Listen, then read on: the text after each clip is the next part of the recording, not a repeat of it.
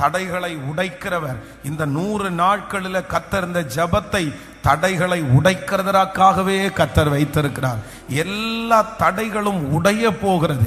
யார் தடை செய்ய நினைத்தாலும் அந்த தடையிலிருந்து கர்த்தர் அவர்களை எடுத்து போட்டு அந்த தடைகளை மாற்றி நமக்கு ஒரு கிருபையான அற்புதத்தை கர்த்தர் செய்கிறார். ஹல்லேலூயா. ஆண்டவருடைய பிள்ளைகளே, இந்த தடை அப்படின்ற அந்த சம்பவம் வரும்போது வேதத்தில் ஒரு நீங்க அப்போஸ்தலர் நடபடிகள் 27ஆம் அதிகாரத்தினுடைய அந்த சாப்டர்ல இருக்கிற தடைகளை ஆண்டவர் மாற்றுகிறதை குறித்து வேதத்தில் வாசிக்கிறோம். எடுத்துக்கொள்ளலாம். அப்போஸ்தலர் 27ஆம் அதிகாரத்தினுடைய 39வது வசனத்திலிருந்து வாசிக்கலாமா? 39வது வசனம். அகைன் அடுத்து 44வது வசனத்தை வாசிக்கலாம். பொழுது விடிந்த பின்பு இன்ன பூமி என்று அறியாதிருந்தார்கள். அப்பொழுது சமமான கரையில் உள்ள ஒரு துறைமுகம் அவர்களுக்கு தென்பட்டது.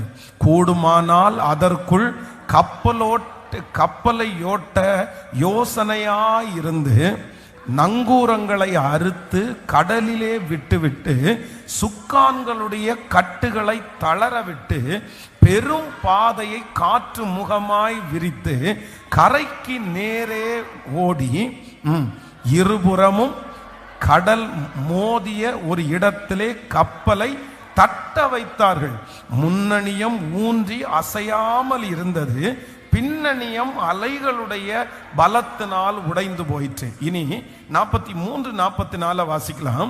43 100க்கு அதிபதி பவுலை காப்பாற்ற மனதாயிருந்து அவர்களுடைய யோசனையை தடுத்து நீந்தத்தக்கவர்கள் முந்தி கடலிலே விழுந்து கரை ஏறவும் மற்றவர்களில் சிலர் பலகையின் மேலும் சிலர் கப்பல் துண்டுகளின் மேலும் போய் கரை ஏறவும் கட்டளையிட்டான்.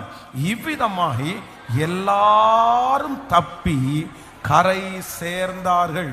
இவ்விதமாய் எல்லாரும் தப்பி கரை சேர்ந்தார்கள்.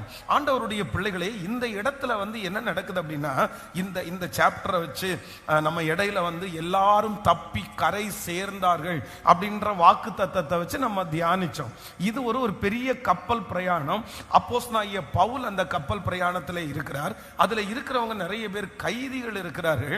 ஆனா இப்ப என்ன நடக்குது அப்படின்னு சொன்னா, ஓரளவு இந்த கப்பல் இப்பொழுது உடைஞ்சு எல்லாருமே, ஒரு சிலர் சாக போறாங்க, இன்னொரு சிலர் தப்பிச்சு போறாங்க அப்படின்ற ஒரு சில சூழ்நிலைகள் அங்கே உண்டாகும்.